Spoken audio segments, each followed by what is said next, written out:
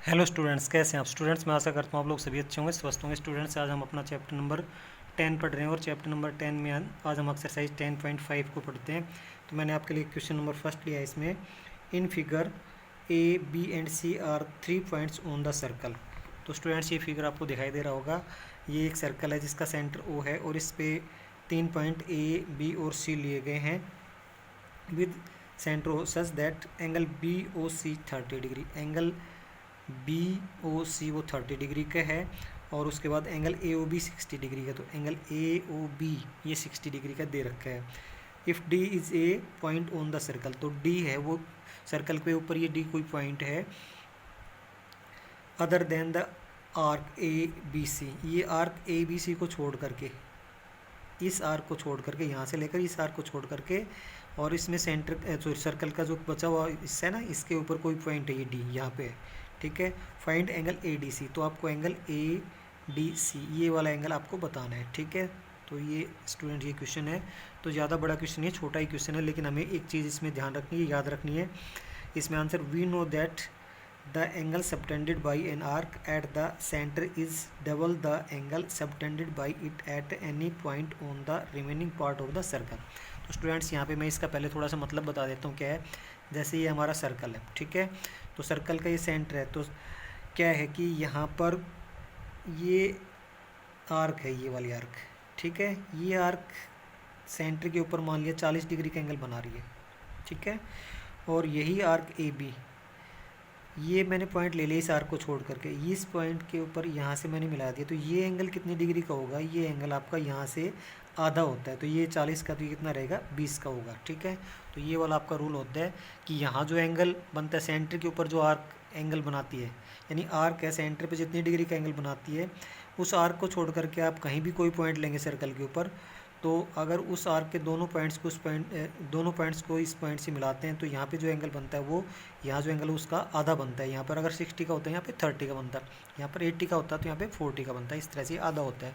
तो यही चीज़ आपको देखनी है। तो ये वाला स्टूडेंट्स, ये क्वेश्चन है वो बिल्कुल इसी तरह से। तो हम लोग क्या करते हैं, यहाँ से angle A O B, angle A O B is equal to कितना है आपका, ए ओ बी है वो 60 डिग्री का है। उसके बाद angle B O C, angle B O सी है वो कितने डिग्री का आपका, बी ओ सी वो 30 डिग्री का है। तो यहाँ पे मैं क्या करता हूँ, angle A O C, angle A O C is equal to, A O C को हम क्या लिख सकते हैं, angle A O B plus angle B O C. तो angle A O C is equal to, A O B आपका कितना है 60 डिग्री और बी ओ सी कितना है आपका 30 डिग्री। तो यहाँ पर angle A O C is equal to 90 degree का आ गया। ठीक है, तो यहाँ पर ये यहाँ से लेकर के यहाँ तक ये एंगल कितना हो गया, ये 90 डिग्री का एंगल बन गया ये वाला। ठीक है, यहाँ से लेकर यहाँ तक। अब ये इस आर्क ए सी आर्क ने इस सेंटर पे 90 डिग्री का एंगल बना दिया। तो ये इस आर्क को, ये इस आर्क पे कोई पॉइंट हमने नहीं लिया है, इसको छोड़ करके यहाँ पे पॉइंट लिया है। तो यहाँ जो एंगल बन रहा है उसका यहाँ पर बनेगा वो आधा एंगल बनेगा। रीजन मैंने यहाँ पे बता दिया, ये फिर बता देता हूँ यहाँ से। तो मैं क्या करता हूँ, angle A D C, angle A D C is equal to half of angle A O C, angle A O C. ठीक है, तो angle A D C is equal to half angle A O C आपका कितना, angle A O C 90 degree का। तो यहाँ से काट दिया तो ये कितना आ गया 45 डिग्री का। तो एंगल ए डी सी आपका कितना आ गया, यहाँ पे 45 डिग्री का आ गया। ये आपका ए डी सी एंगल निकालना था, ये हमने निकाल लिया है।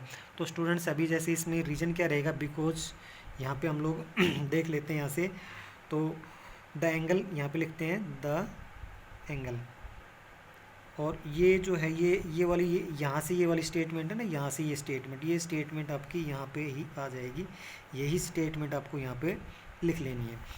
तो उसका मतलब मैंने बता दिया कि कोई भी आर्क है सेंटर पे जितने डिग्री का एंगल बनाती है, और उस आर्क को छोड़ के सर्कल के ऊपर आप कहीं भी पॉइंट लेते हैं, तो वो एंगल है सेंटर पे जो एंगल बनता है उसका आधा होता है, या फिर यहाँ जो एंगल बनता है उसका यहाँ पे एंगल होता है वो डबल होता है। ये मैंने यहाँ पे लिख दिया, आप लोग इसको नोट भी कर सकते हैं।